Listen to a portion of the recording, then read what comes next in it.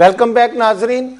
हम बात कर रहे हैं उन घरों की जो कि आउट ऑफ टर्न अलाट कर दिए गए। ये घर क्यों अलाट किए गए, किन वजूहात की बिना पे अलाट किए गए और उस दौर में अलाट किए गए जहां पर खादमे अल्लाह पंजाब की हुकूमत हो, उस खादमे अल्लाह पंजाब की हुकूमत हो जो कि हमेशा मेरिट की बात करते हैं, जो कि मजलूमों का साथ देते हैं, जो कि इंसाफ पहुंचाने के लिए खुद वहां पर पहुंच जाते हैं। तो क्या वजूहात हैं?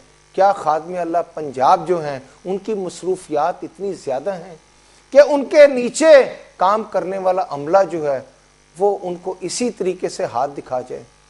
आज खादमे अल्लाह पंजाब को इस पर एक्शन लेना है, क्योंकि खादमे अल्लाह पंजाब ने यह रिकॉर्ड कायम किया है कि उन्होंने कहा है कि मैं कोई गलत काम नहीं होने दूंगा।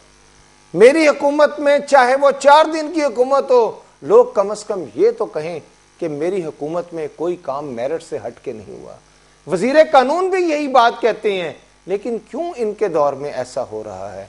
इस हवाले से हम आगे चलते हैं और आपको बताते हैं कि इसी तरीके से जहां पर दूसरे अफसरान ने मौज मेला किया, उसी तरह GOR2 में B51 जो है वो एक गंगाराम के मेडिकल ऑफिसर हैं डॉक्टर जफर सईद, ये घर उनको अलाट कर दिया गया, क्योंकि डॉक्टरों से भी ब्यूरोक्रेसी को इलाज कराना होता है, इनके साथ अपने मामला सीधे करने होते हैं। और बाज़ औक़ात ये कि बेशतर डॉक्टर ऐसे भी हैं जो कि किसी न किसी ब्यूरोक्रेट के, किसी न किसी सियासतदान के रिश्तेदार हैं। इसी तरीके से B52 का घर जो है, एक है सुप्रिंटेंडेंट पुलिस यानी SP पुलिस, बड़ा ताकतवर होता है, सैयद अली नासर, ये घर उनको अलाट कर दिया गया। नाज़रीन हमारे साथ काजी नदीम साहब हैं लाइन पे, उनसे बात करते जी। काजी साहब अस्सलाम वालेकुम जी। काजी साहब ये बताइएगा कि आपको याद होगा कि साबका दौर में जब वजीर आला जो इससे पिछले वजीर आला थे, उन्होंने परवेज लाई साहब जी, परवेज लाई साहब ने कुछ घर आउट ऑफ टर्न अलाट किए थे, तो उसको जब खादमे अल्लाह पंजाब इक्तदार में आए तो उन्होंने ये कहते हुए कैंसिल कर दिया कि ये आउट ऑफ टर्न घर अलाट हुए हैं और मेरिट पॉलिसी के बरक्स हैं। लेकिन उसके बावजूद जो मौजूदा वजीर आला हैं उन्होंने कुछ 600 के करीब जो घर हैं वो आउट ऑफ टर्न अलाट कर दिए। ऐसा क्यों हुआ है? बात यह है कि हर वजीर की अपनी तरजीह होती है। जी जी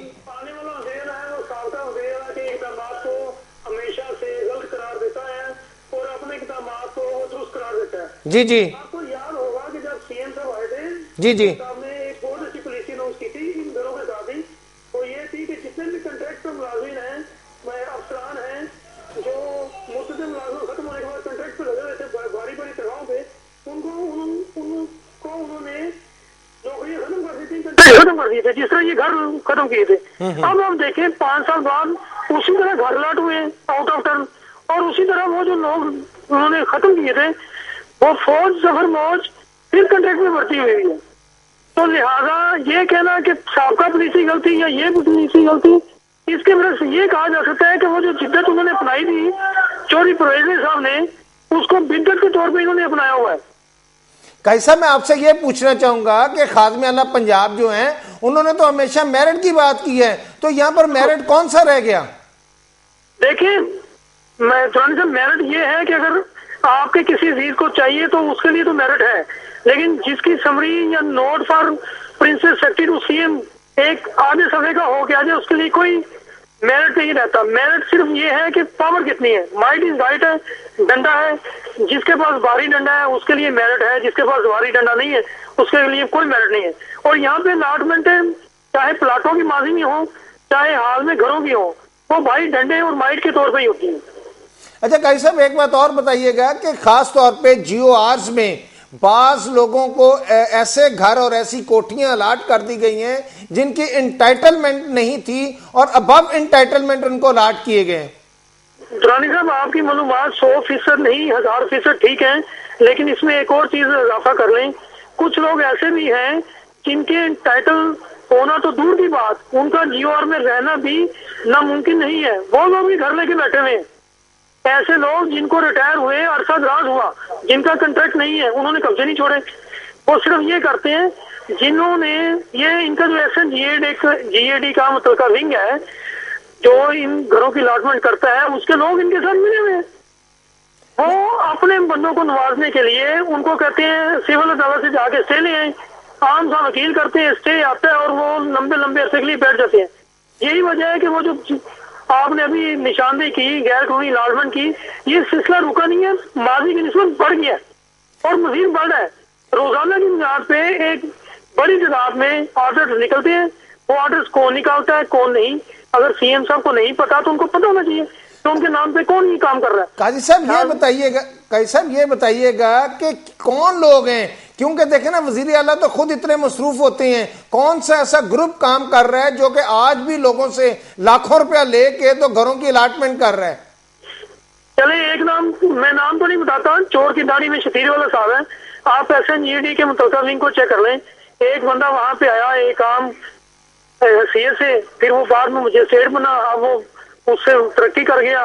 उसी तरह के सिर्फ ये देख लें कि उस विंग में जहाँ पे अलॉटमेंट होती है वहाँ पे क्लर्क से लेके असिस्टेंट तक, असिस्टेंट से लेके एसओ तक, एसओ से लेके सुपरिटेंडेंट तक, सुपरिटेंडेंट से लेके असिस्टेंट तक और आगे सेक्शन अफसर तक और ऊपर तक जितने बंदे मौजूद हैं जिन्होंने घर वास्ता करवाना है और जिन्होंने अलॉट करना है, वो कितने कितने साल से बैठे हुए हैं, आपको सब समझ आ जाएगा। हमाम में सब नंगे हैं।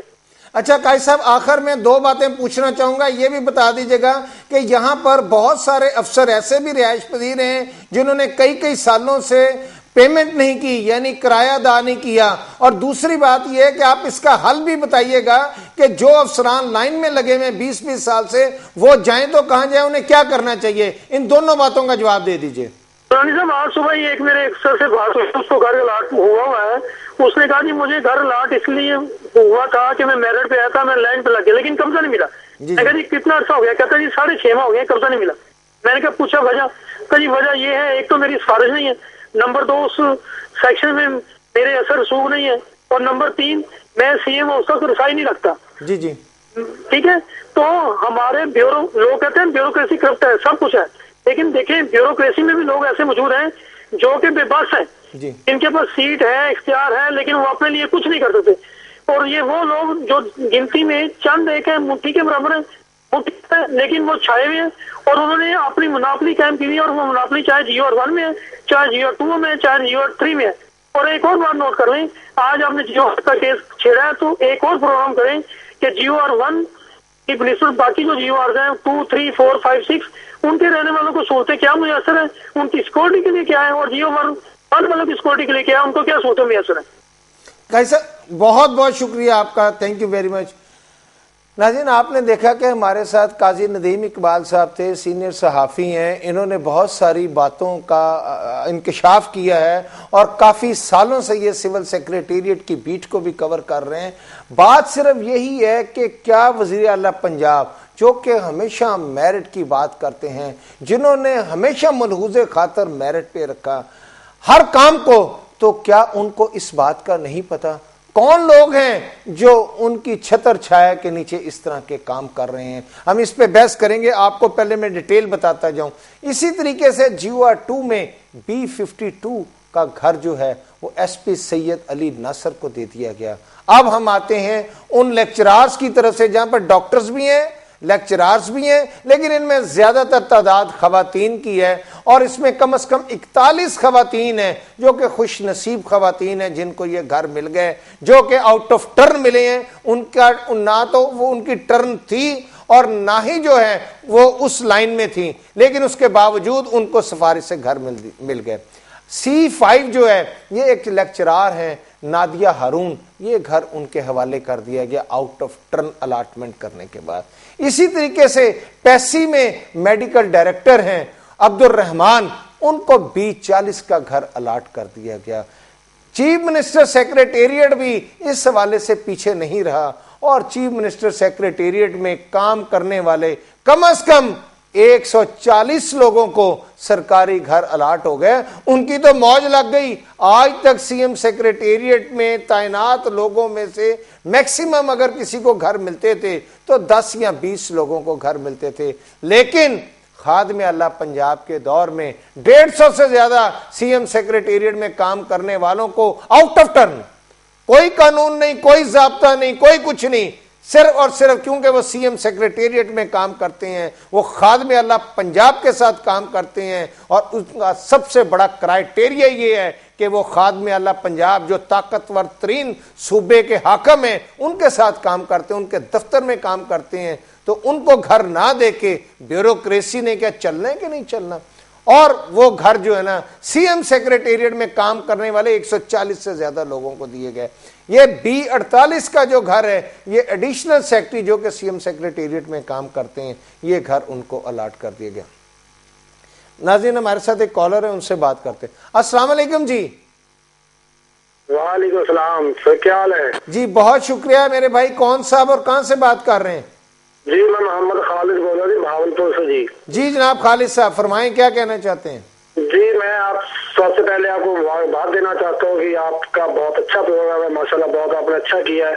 3-4 दिन पहले जो आपने दूसरे डिपार्टमेंट्स की बात की ना, CNW और इरिगेशन और दूसरी तमाम, वो बातें बहुत अच्छी थी, बड़ी नवाजी। उन दिनों मैं आपसे कांटेक्ट करता रहा, लेकिन सर उन दिनों आपसे कांटेक्ट नहीं हो सका। जी जी। तो चलो आज इसी प्रोग्राम के हवाले से मैं आपसे वो बात है, उसमें मैंने कुछ करनी थी। चलो मैं इस हवाले से मेरिट वाली जो है ना जी हुकूमत पंजाब की, जी जी, वो तो आपके सामने ही है सर। जी जी। ये जो ब्यूरोक्रेसी है, ये तो हमारे मुल्क के लिए एक सफेद हाथी की तरह हमको चाट रहा है। जो ये कहते हैं ना कि हप हप करके सब कुछ ये खा जाते हैं, गरीब आदमी के पास कुछ नहीं आने देते। ये आप बिल्कुल दुरुस्त कह रहे हैं। आप बताएं, आप क्या कहना चाहते हैं?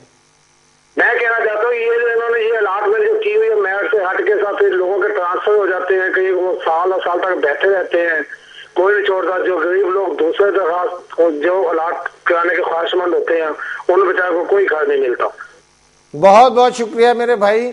नाज़रीन, आपने सुना कि ये मेरे भाई बिल्कुल दुरुस्त कह रहे हैं। वाकई ही ऐसा है कि सरकारी घरों में जब एक दफा कोई अफसर एंटर हो जाता है तो उसके बाद वो कहता है कि बस फिर मेरी सर्विस की उम्र हो इतनी खुदा कि यहीं से शुरू और यहीं पे खत्म। वो उस घर से निकलने का नाम नहीं लेता। जब वो रिटायर हो जाता है 60 साल की उम्र के बाद, उसको 2 साल की एक्सटेंशन मिल जाती है, फिर 2 साल के बाद फिर एक्सटेंशन मिल जाती है, फिर एक्सटेंशन मिल जाती है। फिर या तो वो अपने बच्चे के नाम वो घर करवा लेता है, या फिर अगर घर में कोई मुलाजम हो जाता है, बेटा मुलाजम हो जाता है, बीवी मुलाजम हो जाती है, या कोई और मुलाजम हो जाता है, फिर वही घर जो है वो अपने बेटे के नाम, बेटी के नाम या अपनी बीवी के नाम करवा लेता है। और इस तरीके से नस्ल दर नस्ल जो है वो एक ही घर उनके कब्जे में रहता है। और इसमें खास तौर पर मैं ये बताना चाहूंगा कि वजीर आला सेक्रेटेरिएट के लोगों ने इस मरतबा किस तरीके से वो घर हासिल किए, उसमें जो बता रहा था मैं कि B48 जो है वो एडिशनल सेक्रेटरी वजीर आला सेक्रेटेरिएट अहमद रजा सरवर को मिल गया। B82 में एक कॉलर है, उनसे बात कर लें फिर आपको बताते हैं। अस्सलाम वालेकुम जी। वालेकुम अस्सलाम, शौकत बोल रहा हूँ जी, टोका टैक्सी। जी शौकत भाई, ये हमने वो अप्लाई किया था आशियाना हाउसिंग स्कीम में। जी जी, वो जो है पटारी वाला। जी जी। तो हमारे तो उधर निकले नहीं, हमने तो हम भी वो सारी कंडीशन पूरी करते थे, हमारे फॉर्म का कोई रिप्लाई नहीं मिला अभी तक। तो हो सके तो हम भी मुस्तैक हैं, हमें मिलना चाहिए उधर घर। हम सारी गवर्नमेंट की कंडीशन पूरी करेंगे। बहुत बहुत शुक्रिया आपका जी। बिल्कुल आपने दुरुस्त कहा कि वाकई ज्यादतियां तो हैं, लेकिन समझ से बाहर है कि मेरिट का दावा करने वाले हमारे वजीर आला पंजाब जो हैं वो हर जगह मेरिट मेरिट मेरिट की बात करते हैं। तो फिर क्या वजूहात हैं कि ये लोग जो हैं ये क्यों मेरिट की धज्जियां उड़ाते हैं? क्यों वजीर आला पंजाब को इसके बारे में आगाही नहीं होती? यह मुझे ये समझ से बाहर है, और आप लोग भी ये समझने से कासिर हैं कि वजीर आला पंजाब तो हमेशा मेरिट की बात करते हैं। अब बात कर रहे हैं B82 की। ये डिप्टी सेक्रेटरी वजीर आला सेक्रेटेरिएट मोहम्मद अली अमीर को दे दिया गया। इसी तरह B19 का घर जो है ये भी additional secretary CM secretariat Ali जान खान को दे दिया गया।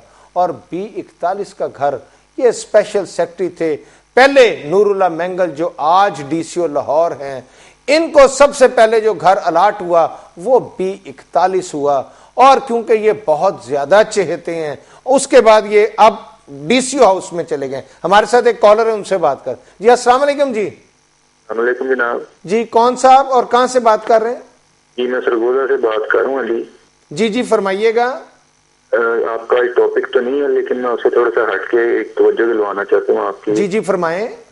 ये पहले एक सेक्रेटरी थे, एडिशनल सेक्रेटरी CNW डिपार्टमेंट में। जी जी। मैंने इधर सरगोदा में डिस्ट्रिक्ट रोड में 1.5 करोड़ रुपए का एक काम करवाया अपने एक महमूद नाम के ठेकेदार को, जिसमें उनका शेयर था। जी जी। और उसमें कम से कम भी 50 लाख रुपए का उसमें फ्रॉड था, लेकिन उन्होंने अपनी पूरी जोर से 6 दफा उसको कैंसिल करवाया काम को, आखिर उसी को दिलवाया काम। मेरे भाई कौन से थे एडिशनल सेक्रेटरी? CNW से। आप उनका नाम बता सकेंगे एडिशनल सेक्रेटरी का? राना अरशद साहब। राना अरशद साहब, क्या आपके पास उसके कोई डॉक्यूमेंट्री एविडेंसेस हैं? वो उन्होंने अपने CM के नाम से एक फर्म है उसको दिलवाया, जो उनके अपने एक उसके दोस्त की है और उनका शेयर है उसमें। अच्छा मेरे भाई, आपने बिल्कुल दुरुस्त कहा, आपकी बात सुनी, हम इस बात को हुक्काम आला तक भी पहुंचाएंगे। आप सिर्फ ऐसा कीजिए कि अगर आपके पास किसी किस्म की भी शिकायत और उसके डॉक्यूमेंट्री एविडेंसेस हों तो वो आप हमारे एड्रेस पे, हमारे प्रोड्यूसर हैं मोहम्मद जावेद, आप उनके नाम पे प्रोग्राम कड़वा सच जो है वो 95 टीपू ब्लॉक गार्डन टाउन भिजवा दें, ताकि हम वो पढ़ने के बाद उस पे भी उसको अपने प्रोग्राम में शामिल कर सकें। बहुत शुक्रिया जनाब। तो नाज़रीन, आप लोग जो हमारा प्रोग्राम देखते हैं, आपको कोई भी शिकायत हो तो आप हमारे प्रोड्यूसर मोहम्मद जावेद के नाम प्रोग्राम कड़वा सच जो है 95 टीपू ब्लॉक गार्डन टाउन के एड्रेस पे भिजवा दें, ताकि आपकी वो तमाम शिकायत और वो तमाम एविडेंसेस जो है उसको सामने रख के हम उस पर प्रोग्राम कर सकें। अब इसी तरह हम आगे चलते हैं कि C22 ये सीनियर मेडिकल ऑफिसर हैं PIC में, सैयद मुजम्मल अली नकवी, ये घर उनको अलाट कर दिया गया। और फिर B85 का घर, ये भी एक डिप्टी सेक्रेटरी है वजीर आला सेक्रेटेरिएट में अब्दुल रहमान शाह, ये घर इनको अलाट कर दिया गया। ज्यादातर घर जो हैं वो CM सेक्रेटेरिएट वालों को अलाट किए गए। इसी तरह एडिशनल सेक्रेटरी फाइनेंस हैं, उनको B22 का घर अलाट कर दिया गया आसम इकबाल को। अब हम GOR 1 और GOR 2 के बाद आते हैं GOR 3 में। GOR 3 जो है ये शादमान में वाक़या है। GOR 2 जो है ये बहावलपुर हाउस कहलाता है, जो कि मजंग चुंगी के पास है, और यहाँ पर 4 कनाल के घर हैं, बहुत बड़े बड़े घर हैं जिनके बहुत बड़े बड़े लॉन हैं। हम आगे आपको एक और घर के बारे में GOR 3 के बारे में बताते हैं कि D22 जो है ये ASP तैयब हफीज चीमा को अलाट कर दिया गया। C35 का घर assistant professor education Mrs Rubina Shaheen को अलाट कर दिया गया। तो अभी हम आपको, और बहुत सारी हमारे पास लिस्ट है, लेकिन हम आपको इसके अलावा क्या क्या बताएं कि यहाँ पर क्या कुछ नहीं हो रहा। तो नाज़रीन, हमारे प्रोग्राम का क्योंकि वक्त ख़त्म हो रहा है, इसलिए मैं अपने प्रोग्राम के इख्तिताम पे सिर्फ इतना ही कहूँगा कि वज़ीर आला पंजाब साहब, आप क्योंकि खादमे अल्लाह पंजाब हैं, आपको चाहिए कि आप इस तरफ भी नज़र रखें और कौन लोग हैं जो कि ऐसा काम कर रहे हैं उनको रोकें, ताकि ये लोग आपकी बदनामी का बाइस न बन सकें। नाज़रीन, इसके साथ ही अपने मेज़बान फैसल दुरानी को इजाज़त दीजिएगा। अल्लाह आपका, मेरा और पूरे मुल्क का हामी और नासर हो। अल्लाह हाफ़िज़।